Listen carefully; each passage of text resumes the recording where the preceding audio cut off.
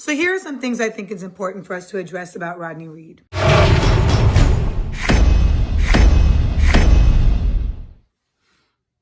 One, the campaign to stay the execution of Rodney Reed and exonerate him was launched by supporters of Rodney Reed who believe him to be innocent of the murder of Stacey Stites.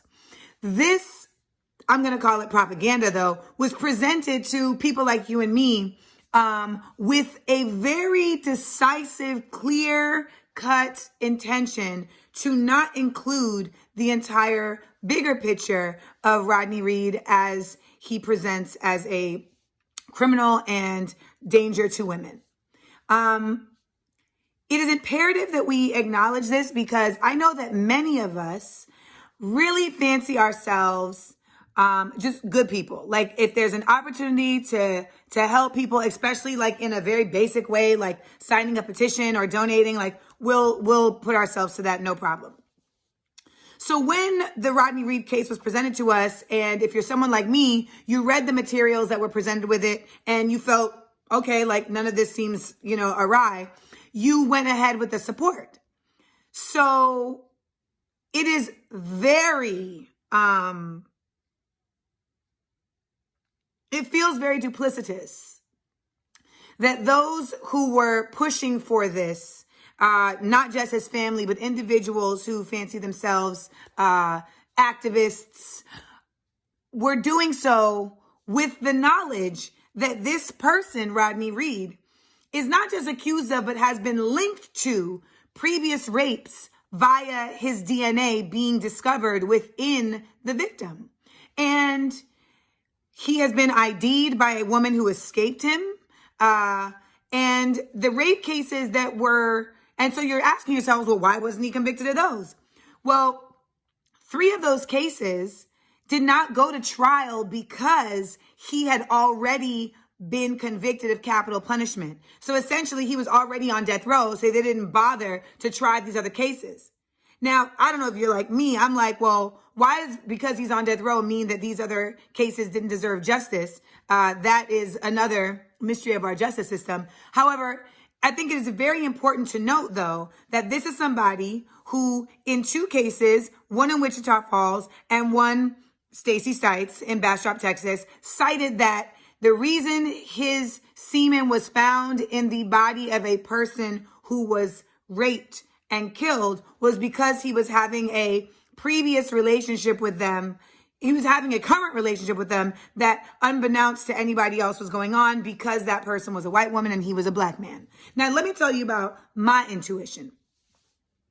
I don't know about y'all, but it is very bizarre to me that this nigga loved white women so much that he put his life in danger in order to sleep with these women. Because remember, Stacey Stites was engaged to a police officer at the time. So he would be putting himself in danger. But he was somehow carrying on a relationship with both of these 2 women.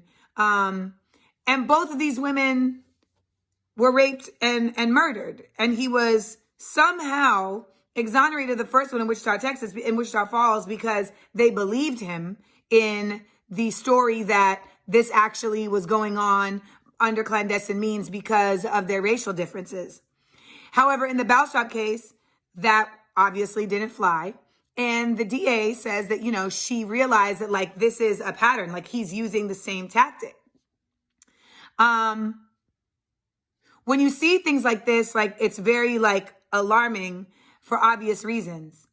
But what alarms me most, though, is the people who felt like this was not pertinent information that needed to be included in their assertion to the masses that we should rally behind this person. Now, in their point of view, they feel that regardless of whether he committed those crimes or not, he should not be killed. He should not be on death row. That's a different fight. You understand what I'm saying? It's a different fight to say, like, let's fight to get this person who is on death row not killed because we don't believe in the death penalty. That's a different fight than this person should not be killed because they're innocent. I think it's also very important to note that this person has been attached to something as heinous as the rape and assault of a 12-year-old girl, where his semen was allegedly found within her body. These are not things that I feel like you can overlook. And there are people who pushed this cause in front of people like you and me. And now I feel like a dick because I also carried this narrative through thinking I had done research when really I had simply just been presented with very skewed propaganda. And it once again presents us with the quandary of how do you really trust? How do you really operate as a good person? How do you really function in society when even the attempts at honestly trying to bring people to freedom are shady and shitty? And when you find out that the people who have banded with those people to actually help bring this narrative to the internet, when you find out that they knew about this information but felt that it wasn't necessary to be entered into the conversation. Well, I don't know about y'all, but I felt like that was very necessary information to be brought into the conversation. And now that it has been brought into the conversation, I wholly regret lending my name in the defense of this man's freedom from the death penalty. I wouldn't say that I have strong feelings either way in terms of the death penalty when someone is guilty.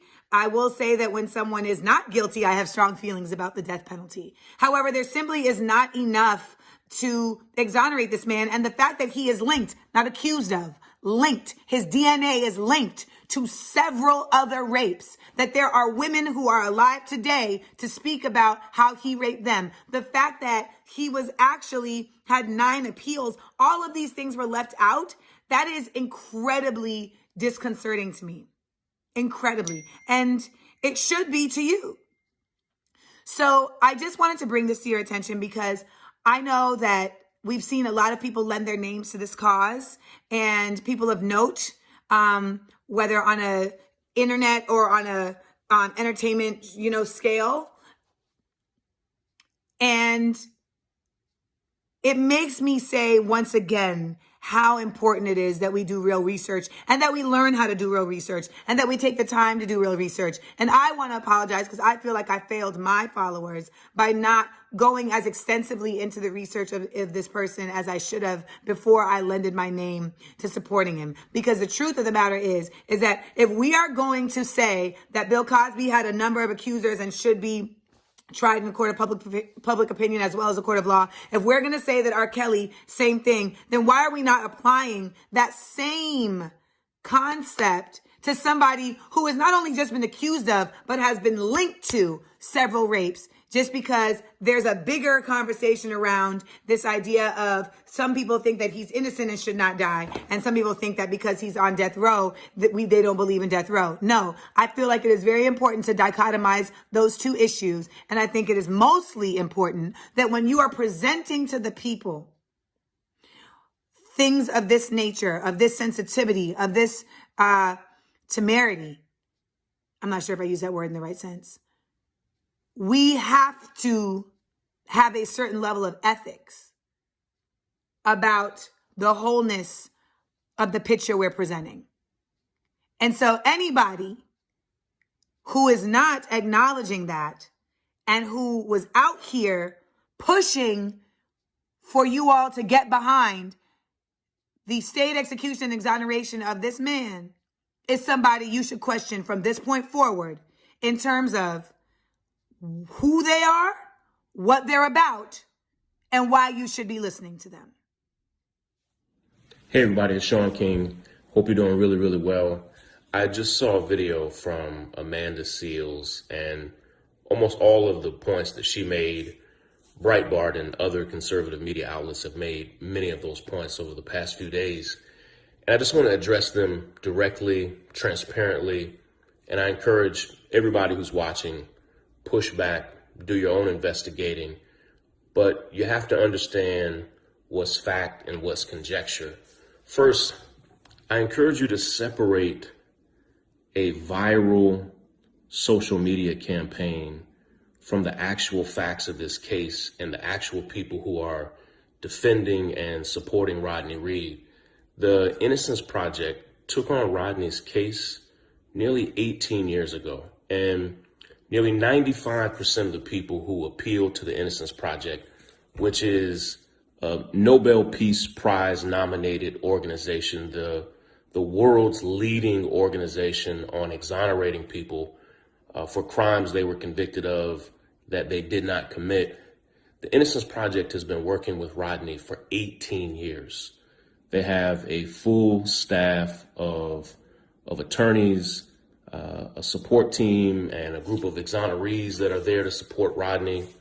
And before I ever heard about Rodney Reed, they had been working on this case literally for a generation. So part of what made me feel comfortable, I kicked the tires, looked under the hood. There's no document, no link, no screenshot that people are sharing that I haven't seen. And there's nothing, absolutely nothing about this case that the Innocence Project has not seen from top to bottom. They have tens of thousands of pages of information, of interviews, of witnesses, of affidavits. And I just want to start there because they've put their name and their reputation on the line. I stand with them. I believe in them, and I've partnered with them on many cases across the years, and I'm glad they're on this because they are here to defend Rodney Reed in one case. That's the case of the sexual assault and murder of a woman named Stacey Stites all the way back in 1996 in Bastrop County, Texas. Now, as a part of the Innocence Project defense of Rodney Reed, they have also looked into every accusation, every allegation, but we have to start here. He has only been convicted in one case, and that's the rape and murder of Stacey Stites. And on Friday, two groups, which are fact-based, evidence-based bodies that are both managed by conservatives, the Texas Board of Pardons and Paroles, which rarely recommends to the governor that an execution be stopped and reviewed. On Friday, the Texas Board of Pardons and Paroles unanimously voted. That's everybody that's on the staff, everybody that's on that review board unanimously voted to recommend to the governor that Rodney Reed's execution be stopped. And they gave a litany of reasons why they believe that. None of them were tweets from me, Instagram videos from Amanda Seales, visits from Kim Kardashian. It was the evidence. The Texas Board of Pardon and Paroles looked at the evidence in this case. They weren't swayed by hashtags and trending topics. They weren't swayed by protests and demonstrations. They were swayed by the evidence. The Texas Board of Pardons and Paroles, our team called them nearly 25,000 times to encourage them to look at the evidence. And they looked at the evidence in the case of the murder of Stacey Stites and said, yes, Governor, we believe there is evidence that could exonerate him, that should be reviewed. We believe there are potential violations that should be reviewed. Therefore, we are recommending that this execution be delayed or stayed. About 2 hours after the Texas Board of Pardon and Paroles made that recommendation, the Texas Criminal Court of Appeals, again, completely dominated by ultra-conservatives in the heart of Texas, voted to grant Rodney Reed an appeal. And in their opinion, which I've posted right here on my Instagram, and you can scroll down, they said that they believe there might be Brady violations, which means there was evidence that could have exonerated Rodney Reed all the way back in 1996 that the prosecution failed to turn over to Rodney and his defense team. That's illegal. You can't have evidence or information that could exonerate somebody that you just hold close to your chest. Like, they might do that in the movies or on TV, but that's a Brady violation. It's against the law. But not only that, the Texas Criminal Court of Appeals said, we have seen signed affidavits from eyewitnesses, from experts, from dozens of them, all under the threat of perjury. If any of those affidavits are lies, you could literally go to jail or prison for committing perjury. That we've reviewed dozens of affidavits that we believe need to be reviewed in the appeal. So as much as Rodney's case has gone viral, as much as it is all over the internet, those two groups, the Board of Pardons and Paroles and the Texas Criminal Court of Appeals, they didn't say, you know what, Rihanna and Wale posted about this, let's grant an appeal. They didn't say, we saw Shaun King's petition, let's grant an appeal. They looked at the evidence and granted an appeal. Now, there are a few things that I want to go down. There's a lot of horrible, destructive misinformation that is being shared wildly by people who've hardly studied this case. Over the past month, I have studied and worked on this case for hundreds of hours, but I'm working with people who have literally put in, Malcolm Gladwell says you're an expert in something when you've put 10,000 hours in. I'm working with people who've put in 10,000 hours on this case, particularly Bryce, the lead, the senior attorney from the Innocence Project in this case. We've had open, honest, brutal conversations about every aspect where I have pushed and pushed and pushed. So I have some things that I want to, some myths and fabrications and lies that I have to address. The first is that Rodney's case was heard by the Supreme Court and they issued a document with damaging information. It's a complete fabrication. Rodney's case has never, not once, not twice, not three times, zero. Rodney's case has never been heard by the Supreme Court. Yet there's this document that people are passing around that says Supreme Court at the top. And if you Google it, people said, look, it has a Supreme Court web address. That is a document submitted by the police and prosecutors in Texas. It has already literally been fact-checked and found to have dozens of factual errors. It is a document from the prosecutors who believe they got it right when Rodney Reed was found guilty in this case. People saying, listen, there's a Supreme Court document and I have my hands on it. This is real. It's from the Supreme Court. And I'm saddened by it because people are sharing it that have never worked on cases like this.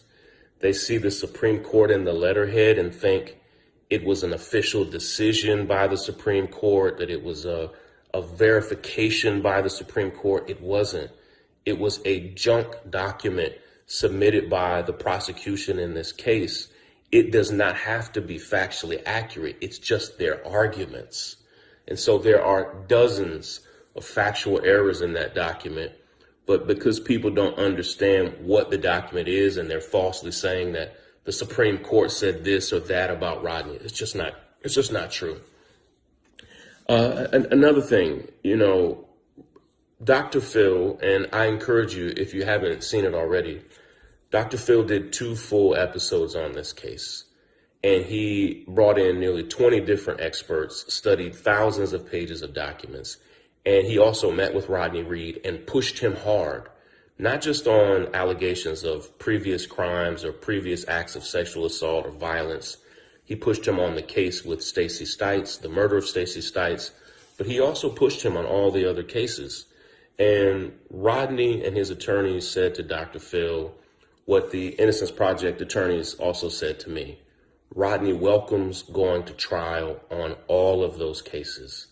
And his attorneys at the Innocence Project have said, try Rodney in court on any accusation or allegation that you're putting out there. But I have to explain something to you. All of the allegations that we hear now about Rodney Reed, when Rodney was actually in court being tried for murder, they never brought any of those allegations or accusations up in court, not at all during his entire case. In fact, they waited until the sentencing period to throw anything at the wall that they could to see what would stick. And the reason they waited to the sentencing period is almost anything goes. You've probably watched the sentencing period in the case against the Dallas police officer Amber Geiger, the Botham Jean murder case. And it was after the sentencing where we heard Botham's brother, Botham's father, we heard from friends of Amber Geiger who can go on at length.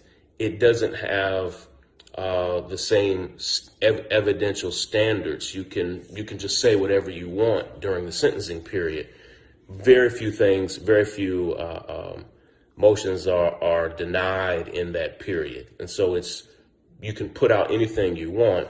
And so in that sentencing period, the prosecution threw several cold cases at the wall and said, we believe Rodney did A, B, C, D, or E.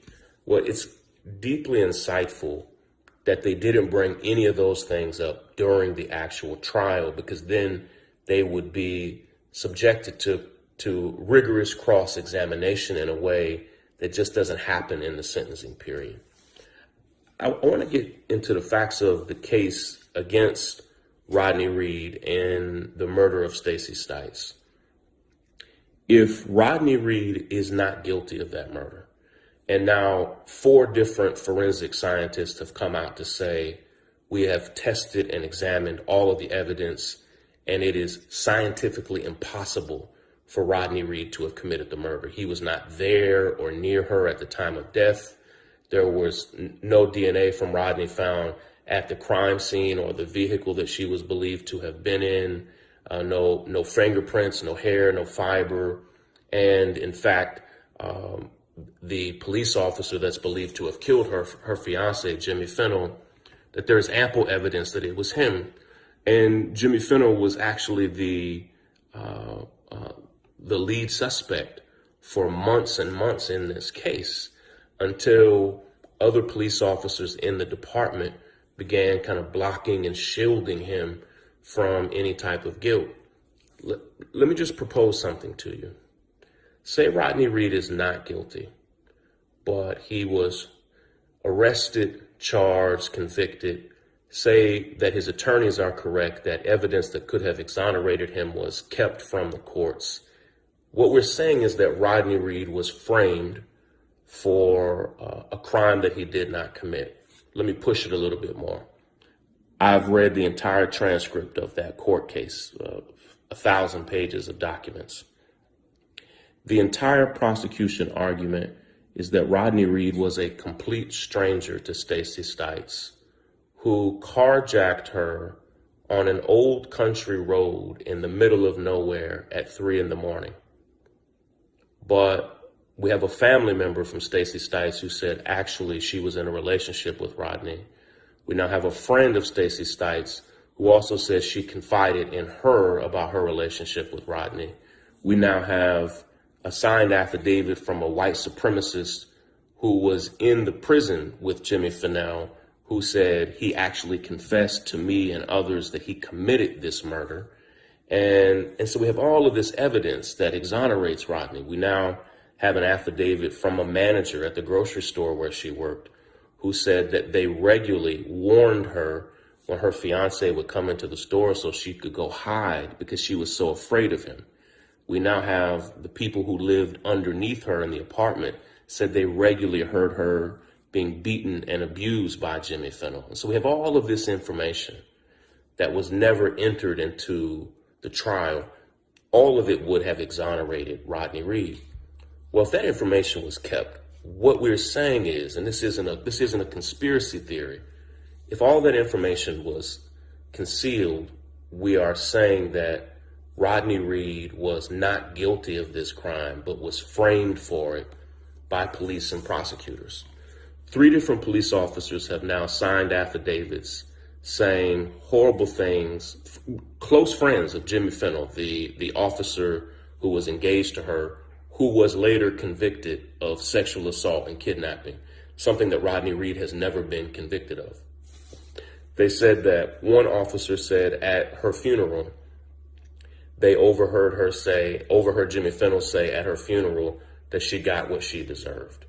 Another officer said that Jimmy Fennell openly lied about his alibi that night. If you go and look at his, and in fact, the Texas Criminal Court of Appeals cited this in their reason for granting Rodney Reed an appeal.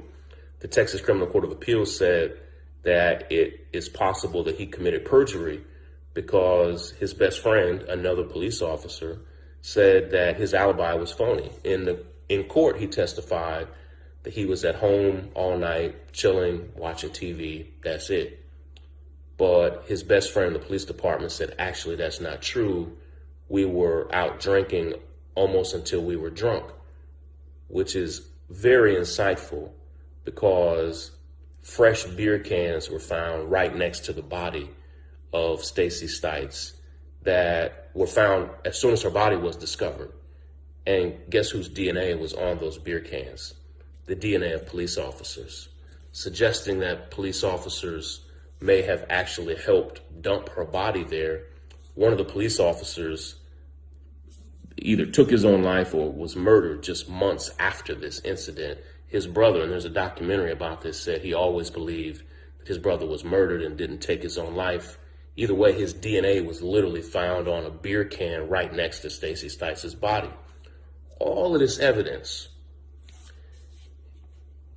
is deeply insightful because it suggests that Rodney Reed could have been framed for murder, for a murder that he did not commit. Which begs the question, if Rodney Reed was framed by police and prosecutors for this murder, what else might they frame him for? What else might they pin on him? And so when I see other reports from those same police officers or from those same prosecutors saying that Rodney did A, B, C, D, or E, I'm not even saying that it's not true. I have side-eye for it. If they framed anybody who would frame an innocent man, I don't put anything past them at all. So if you frame Rodney Reed in this case, of course, you'd be willing to frame him for any case. Part of the reason I'm willing to consider that is because the Innocence Project has openly asked the sheriff's department, the police department, for all of the evidence in the other cases that they say Rodney had something to do with. And they either refuse to give it over, one, or say now that they've lost that evidence, that they've lost rape kits and lost the evidence. Evidence is never lost, it's discarded. And so that evidence is evidence that could exonerate Rodney, but they either refuse to give it or say now that it's been lost or destroyed. Again, I have a problem with that. For me, I have to address the facts of the case of the murder of Stacey Stites. And I have always said to myself, I just don't know about those other cases. And I say that as sincerely as I can. I have skepticism because I don't trust those police. I don't trust those prosecutors. And in one of the cases that people say that Rodney Reed committed some type of sex crime, he was actually charged and then found not guilty of that. And so in the only one that they actually took to trial, he was found not guilty. It wasn't a hung jury. All 12 jurors found him not guilty of the crime. And so I have skepticism, but I will say to you what Rodney has said and what his attorneys have said. I welcome him being tried on any of those cases. I loathe sexual assault. I loathe sex crimes. And yet I am openly defending this man because I believe in this case that he's being railroaded. So I could go on and on and on. I could speak for hours about the actual evidence in this case, but I encourage you to understand that the Texas Criminal Court of Appeals was not duped. The Texas Board of Pardons and Paroles was not duped. Dr. Phil, who did 2 whole episodes that he spent a month preparing for, was not duped. I was not duped. And nobody has hidden anything from you on the low or anything like that. We were fighting to help stop the execution of a man that we believe was railroaded in this case. And we're doing the very best that we can with it. So listen, internet is a weird place where people can present something as fact that's not fact, can present something as truth that's not truth. And I trust the Innocence Project in this case. Their integrity is impeccable. I trust the attorneys and others, and I'm going to keep pushing. I honestly, sincerely believe that in this case, the only thing that Rodney Reed has been tried and convicted for, I believe he's not guilty. I've looked at it and examined it from every angle.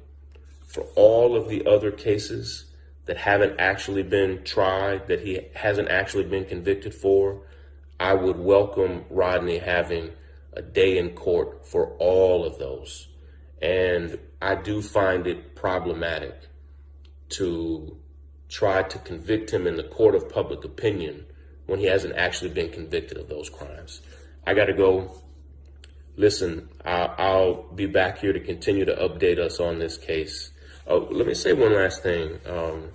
Nothing has been more disturbing than people saying that Rodney Reed sexually assaulted a 12-year-old girl. On the day of the sexual assault, and I have posted right here on my Instagram, just scroll down. On the day of the assault, she says she knew the person who did it. And she gave the person's name, that she said she sat and smoked and watched TV with this person and gave the person's name. Her best friend, and I posted a video from her best friend on here, said, we all know that it wasn't Rodney Reed. We know who did it, and she gave the person's name. So when I see things like that, a police report that clearly identifies somebody other than Rodney, a best friend who was there at the time who clearly identifies somebody other than Rodney. When I see that, it certainly makes this issue not cut and dry for me. And considering that I believe that Rodney was framed in this one murder, it just causes me to look at everything else with a real degree of suspicion. And the supervising police officer in that case eventually resigned because of unethical behavior on the job. And so it's like there are a lot of reasons to look at a lot of the evidence here with side eye. But I'll say it again, for anything that Texas believes they need to try Rodney Reed for, they should do it. And I'm not even against it. But I do have to focus on the thing that he's actually been convicted of, and that we think he's been wrongly convicted of, and was just a few days away from being executed for. I got to run, keep on researching, keep on pushing. Take care.